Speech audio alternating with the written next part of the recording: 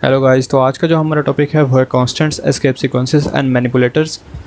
तो सबसे पहले हम बात करेंगे कॉन्स्टेंट्स पे, लेकिन उससे पहले मैं यहाँ पे अपनी एक टेम्पलेट फाइल ऐड कर दूँगा और यहाँ पे मैं एक नया वेरिएबल डिक्लेयर कर दूँगा इंट ए के नाम से, जिसको मैंने 10 की वैल्यू असाइन की है।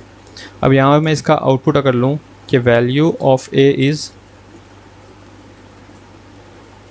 हमारे पास जो ए की वैल्यू है वो हमें रिटर्न कर दे, तो हमें रिटर्न कर देगा 10 की वैल्यू।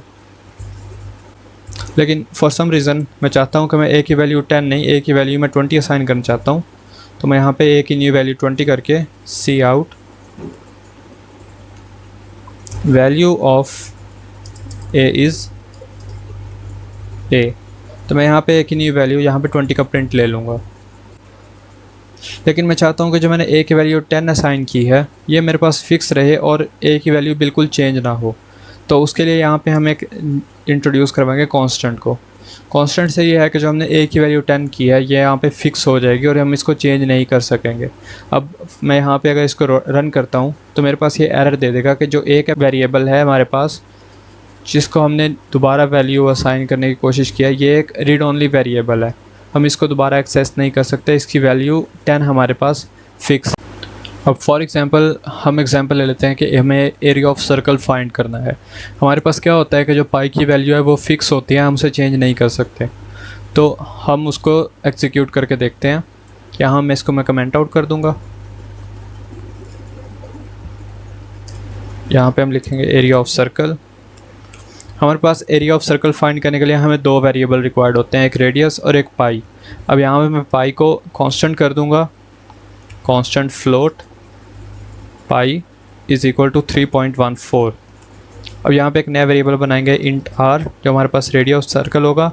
हम इसको यहाँ पे फॉर एग्जांपल 2 सेंटीमीटर का हमारे पास रेडियस ऑफ सर्कल है और यहाँ पे इसको डिफ़ाइन कर देंगे।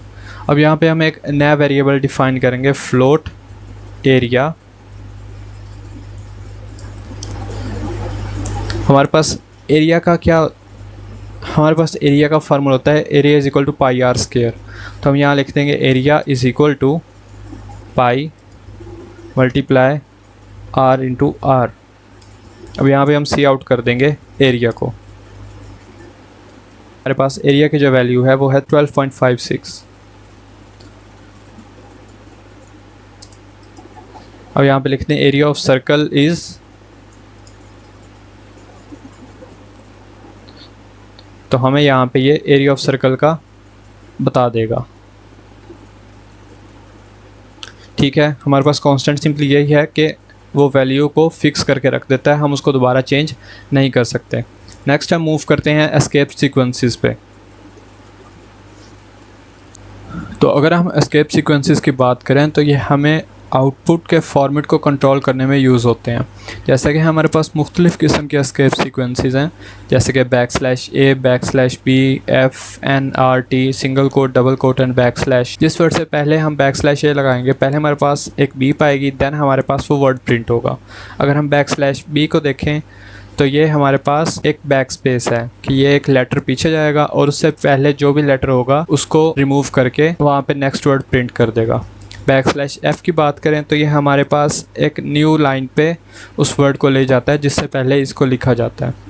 /N ये हमारे पास एक न्यू लाइन के लिए यूज़ होता है। /R जिस वर्ड के बाद भी लगेगा ये उस वर्ड को रिमूव कर देगा। हम इनको आगे एग्जांपल्स में देखेंगे। तो /T हमारे पास एक टैब लगा देगा। सिंगल कोट को लगाने के लिए, डबल कोट को लगाने के लिए हम डबल कोट यूज़ करेंगे और सिंगल / लगाने के लिए हम डबल / लगा देंगे। ठीक है, अब यहाँ मैंने टाइम सेव करने के लिए इनको ऑलरेडी यहाँ पे लिख लिया है। मैंने यहाँ पे एक आउटपुट लिया है हेलो वर्ल्ड की, ठीक है, और यहाँ पे मैंने C++ मैनिपुलेटर एंड पे इंट्रोड्यूस करवाए, इनको हम आगे नेक्स्ट देखेंगे। तो यहाँ पे मैंने हेलो वर्ल्ड की एक आउटपुट लेनी है। ठीक है, मैंने यहाँ पे /A लगाया है वर्ल्ड से पहले कि जब भी मेरे पास हेलो प्रिंट होगा और वर्ल्ड प्रिंट होने से पहले मेरे पास एक B पाएगी, देन वर्ल्ड प्रिंट होगा। उसके बाद /B है, हमारे पास ये बैक स्पेस है, तो यहाँ पे एक एम्प्टी स्पेस है हमारे पास। तो जब ये हेलो वर्ल्ड प्रिंट होगा ये एम्प्टी स्पेस को ख़त्म कर देगा। अब इसको मज़ीद ऑब्वियस बनाने के लिए मैं यहाँ से स्पेस ख़त्म कर देता हूँ ताकि जब ये प्रिंट करें तो हमारे पास /B से ये हमारे पास ओ रिमूव कर देगा और यहाँ पे हमारे पास हेल्प वर्ल्ड प्रिंट हो जाएगा। नेक्स्ट हमारे पास आ गया /F। तो जब \f आएगा तो हमारे पास 3 हेलो यहाँ पे प्रिंट होगा, और जो हमारे पास वर्ल्ड है ये हमारे पास न्यू लाइन पे चला जाएगा। सेम हमारे पास जब ये \n हमने यूज़ किया है तो हमारे पास 4 हेलो प्रिंट होने के बाद जो हमारे पास वर्ल्ड होगा ये हमारे पास नेक्स्ट लाइन पे प्रिंट होगा। सेम अगर हम देखें हेलो वर्ल्ड \r वर्ल्ड पे, तो \r क्या करेगा कि ये जो उससे पहले 5 हेलो जो लिखा हुआ है इसको रिमूव कर देगा और सिर्फ वर्ल्ड प्रिंट करवाएगा। नेक्स्ट \t है तो ये टैब इंट्रोड्यूस करवाएगा और इनके दरमियान स्पेसेस इंट्रोड्यूस करवाता हुआ फिर वर्ल्ड को प्रिंट कर देगा। सिंगल कोट जैसे भी कोई हमने कोड इंट्रोड्यूस करवाना तो, क्योंकि अगर हम यहाँ पे वैसे लिखें तो हमारे पास ये प्रिंट होके आ जाएगा और ये फिर एरर वगैरह के चांसेस होते हैं। तो सिंगल कोट लगाएंगे तो हमारे पास ये सिंगल कोट वर्ल्ड के इर्द गिर्द लगा देगा। मैंने यहाँ इसको स्टार्टिंग में भी लगाया और इसके एंडिंग में भी सिंगल कोट लगाया। सेम डबल कोट भी हमने स्टार्टिंग और एंडिंग में लगाया और यहाँ पे डबल _ है। अगर हम इनको यहाँ पे एग्जीक्यूट करके देखें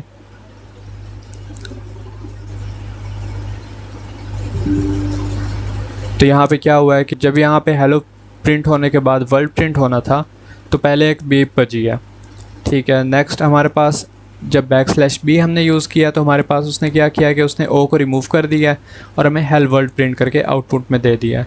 थर्ड में हमारे पास क्या है, \f है, उसने हमारे पास हेलो प्रिंट करके वर्ल्ड को न्यू लाइन पे सेंड कर दिया। \n ने भी सेम ऐसे ही किया है कि उसने न्यू लाइन पे वर्ल्ड को भेज दिया है। \r ने वर्ल्ड से पहले जो भी था उसको डिलीट करके हमारे पास वर्ल्ड प्रिंट में दे दिया। \टैब है, उसने यहाँ पे एक टैब इंट्रोड्यूस करवाया और फिर देन वर्ल्ड को उसने प्रिंट किया। सिंगल कोट ने सिंगल कोट लगा दिए और डबल कोट ने डबल कोट और डबल बैकस्लैश ने हमारे पास _ लगा दिया।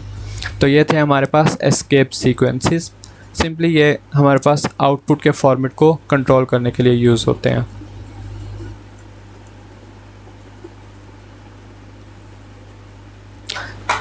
नेक्स्ट हम बात करेंगे C++ मैनिपुलेटर्स पे। तो जिन मैनिपुलेटर्स पे मैं बात करूँगा वो हमारे पास एंडल, सेट विड्थ और सेट प्रिसीजन। तो यहाँ अगर हम सबसे पहले बात करें एंडल मैनिपुलेटर की, फॉर एग्जांपल मैं यहाँ पे मैं प्रिंट करवाता हूँ माय नेम इज़, और यहाँ पे मैं इसको एंडल मैनिपुलेटर के बगैर एक दफ़ा एग्जीक्यूट करके देखूँगा। माय क्लास इज़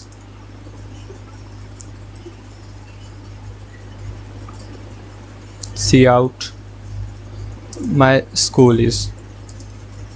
ठीक है, ये हमने एक सिंपल सी एग्जांपल ली है इसको समझने के लिए। अगर मैं यहाँ पे इसको प्रिंट करवाऊँ तो ये सभी एक सिंगल लाइन पे आ जाएंगे। ठीक है, अब इनके दरमियान हम कैसे डिस्टिंग्विश कर सकते हैं कि हमने ये वाला इसकी आउटपुट है, ये इसकी आउटपुट है। तो हमने इसके आउटपुट को इजी बनाने के लिए यहाँ पे हम एंडल मैनिपुलेटर इंट्रोड्यूस करवाएंगे। हर लाइन के एंड में हम इनको लगा के अपनी आउटपुट जो है उसके फॉर्मेट को हम देख सकते हैं ताकि वो हमारे लिए इजी हो। अब मैंने जब एंडल मैनिपुलेटर लगाया तो उसने क्या किया कि माय नेम इज़, जब एंडल आया तो उसने वहाँ पे लाइन एंड कर दिया और एक न्यू लाइन इंट्रोड्यूस करवा दिया जिस पे उसने माय क्लासेस को प्रिंट करवाया है। सेम माय क्लासेस के एंड पे एंडल मैनिपुलेटर था, उसने वहाँ पे लाइन एंड करके माय स्कूल इज़ वाली लाइन पे ले गया और देन माय स्कूल इज़ के बाद भी अब एंडल मैनिपुलेटर है कि अब इसके बाद जो भी प्रिंट होगा वो एक न्यू लाइन पे जाएगा, वो सेम लाइन पे नहीं आएगा। ठीक है, सिंपली हमारे पास था एंडल मैनिपुलेटर। अब इसके बाद अगर हम बात करें तो हमारे पास आता है सेट विड्थ मैनिपुलेटर। अब यहाँ पे हम बात करते हैं सेट विड्थ मैनिपुलेटर की। तो यहाँ पे मैं सेट विड्थ लिख दूँगा और सेट विड्थ मैनिपुलेटर को यूज़ करने के लिए हमारे पास एक हेडर फाइल होती है #include iomanip। अगर हम इस हेडर फाइल को यूज़ नहीं करेंगे तो हमारे पास एरर आ जाएगा सेट विड्थ को यूज़ करते हुए। सेट विड्थ हमारे पास क्या करता है कि हम अपने जो आउटपुट है उनको स्पेसिफाइड कॉलम्स में शो करवा सकते हैं। फॉर एग्जांपल इनको आगे समझते हैं। मैं यहाँ पे 3 वेरिएबल ले लेता हूँ, इंट a, b और c। अब इन तीनों को मैं वैल्यू भी असाइन कर दूँगा। a को 10, b को मैं यहाँ पे 999 दे दूँगा और c को मैं यहाँ पे फॉर एग्जांपल दे लेता हूँ 2000। ये हमारे पास 3 वेरिएबल है। अब इनकी सिंपली हम यहाँ पे आउटपुट लें नॉर्मल वे में तो हमें as it is he print करके दे देगा जो उनको वैल्यू हमने असाइन की है, और उनकी फॉर्मेटिंग नॉर्मल होगी, उसमें चेंजिंग नहीं होगी। ठीक है, अब यहाँ पे मैं इसका प्रिंट लेता हूँ। तो हमारे पास क्या है, नॉर्मली जैसे हम उसका प्रिंट लेते हैं, सिंपल उसने लेफ़्ट अलाइनमेंट में उसको शो करवाया। लेकिन अब अगर इन तीनों वेरिएबल्स को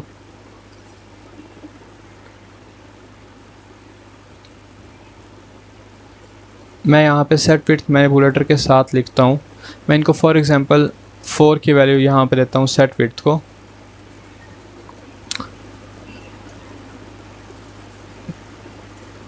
तो यहाँ पे क्या होगा, हम आउटपुट में देखते हैं कि हमारे पास जो वेरिएबल पहले हमने प्रिंट उनकी वैल्यू करवाई है सेट विड्थ को यूज़ किए बगैर, वो एक सिंपल अपने लेफ़्ट अलाइनमेंट जो डिफ़ॉल्ट अलाइनमेंट है उसमें शो करवा रहे हैं। लेकिन जैसे ही हमने सेट विड्थ मैनिपुलेटर यूज़ किया तो उनकी अलाइनमेंट चेंज हो गई है उनके विड्थ के मुताबिक।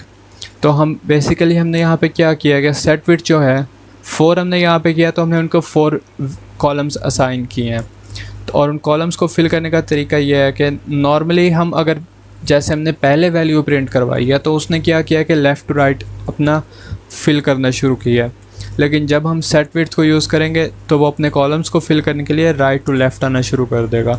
अब यहाँ पे सेट विड्थ 4 थी वेरिएबल ए के लिए, तो उसने क्या किया कि उसके पास 2 वैल्यूज़ थी, उसने यहाँ पे 4, 3, 2 और यहाँ पे 1 जो उसके पास वैल्यूज़ थी वो उसने 3 और 4 में फिल कर दी हैं, और 1 और 2 उसने एम्प्टी छोड़ दिया क्योंकि वो उसके पास वैल्यू थी ही नहीं।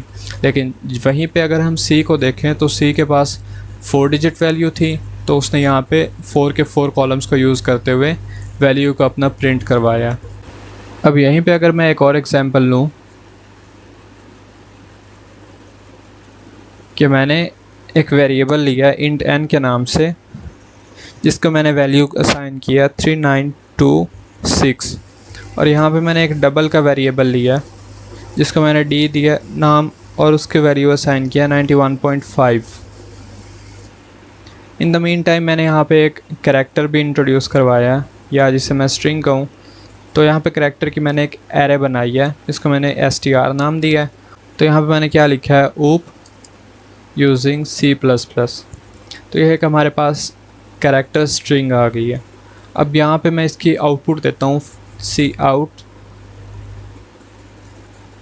यहाँ पे सेट विड्थ लिखता हूँ, और मैं वेरिएबल n के लिए मैं उसकी विड्थ सेट कर देता हूँ 5, और यहाँ पे n लिख के एंडल कर दूँगा। नेक्स्ट अगर हम मूव करें तो मैंने वेरिएबल d को 8 कॉलम्स की विड्थ असाइन की है। और उसके बाद मैं अगर बात करूं स्ट्रिंग करैक्टर की, तो यहाँ पे मैंने उसको 16 कॉलम्स की विड्थ असाइन की है, और यहाँ पे मैंने उसका वेरिएबल नेम पास कर दिया। अब यहाँ पे मैं अगर इनकी आउटपुट को देखूं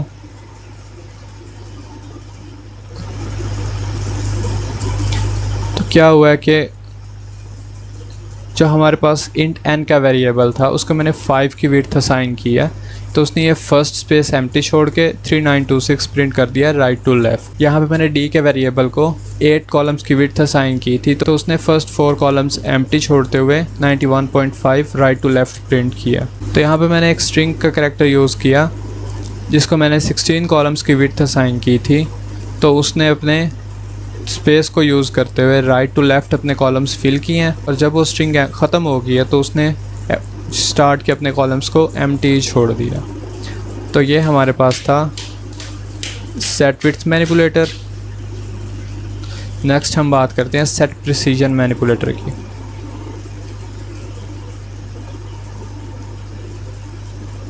तो सेट प्रिसीजन मैनिपुलेटर को भी यूज़ करने के लिए हमारे पास सबसे पहले हमें IOManip के नाम से हेडर फाइल लगानी पड़ती है, जो यहाँ पे हमने यूज़ की है। और सेट प्रिसीजन का काम ये है कि डेसिमल नंबर्स की जो प्रिसीजन है हम उनको कंट्रोल करते हैं कि हमारे पास आउटपुट में हमें कितने डिजिट का जो डेसिमल है वो हमें शो करवाए। फॉर एग्ज़ाम्पल मैं यहाँ पे 3 वेरिएबल बनाऊँगा डबल डाटा टाइप के, जिनमें D, N1 और N2 होंगे। अब यहाँ पे मैं n1 को वैल्यू असाइन कर दूँगा 132.364 और n2 को मैं वैल्यू असाइन कर दूँगा 26.91। सपोज़ कर लेते हैं ये वैल्यूज़ हमने इनको असाइन कर दी हैं। और अगर हमने d की वैल्यू फाइंड करनी है तो मैं यहाँ पे n1 डिवाइडेड बाय n2 कर दूँगा ताकि हमारे पास हमें एक रिज़ल्ट दे दें। तो यहाँ पे हम इनको सिंपली मैं यहाँ पे d आउटपुट लेता हूँ तो मेरे पास वैल्यू आ जाएगी। यहाँ पे मैं इसको लगा दूँगा।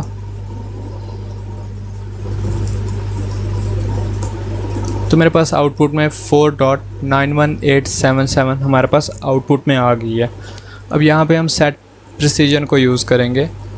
तो यहाँ पे मैं अगर अब सेट प्रिसीजन के साथ इनको करना चाहूँ सी आउट सेट प्रिसीजन और इसका मैं up to 5 decimal point output लेना चाहता हूँ तो मैंने इसको यहाँ पे 5 की वैल्यू दे दी है। दैन मैं इसकी 4 तक लेना चाहता हूँ 3, 2 और ये 1 तक। तो मैंने इसकी precision up to 5 decimal point भी रखी है, 4, 3, 2, 1 भी रखी है। अब इसका आउटपुट में अगर हम देखें तो हमारे पास सबसे पहले बगैर सेट प्रिसीजन मैनिपुलेटर यूज़ किया तो मेरे पास सिंपली आ गया 4.91877। लेकिन जब मैंने इसको 5 का दी है तो उसने क्या किया कि राउंड ऑफ करके जो 7 का वैल्यू थी उसको 8 कर दिया। जब इसने इसको 4 का डेसिमल पॉइंट तक का है तो उसने 8 की वैल्यू को राउंड ऑफ करके 9 कर दिया। और जब उसको 3 का बोला है तो उसने 9 को राउंड ऑफ करके वैल्यू क्या कर दिया 4.92। और जब उसको 2 तक डेसिमल पॉइंट का बोला है तो उसने 4.9 कर दिया है। और जब उसको 1 का बोला तो उसने कम्प्लीटली राउंड ऑफ करके 5 की वैल्यू हमें आउटपुट में दे दी है। तो ये हमारे पास सेट प्रिसीजन था। ये था हमारा आज का टॉपिक।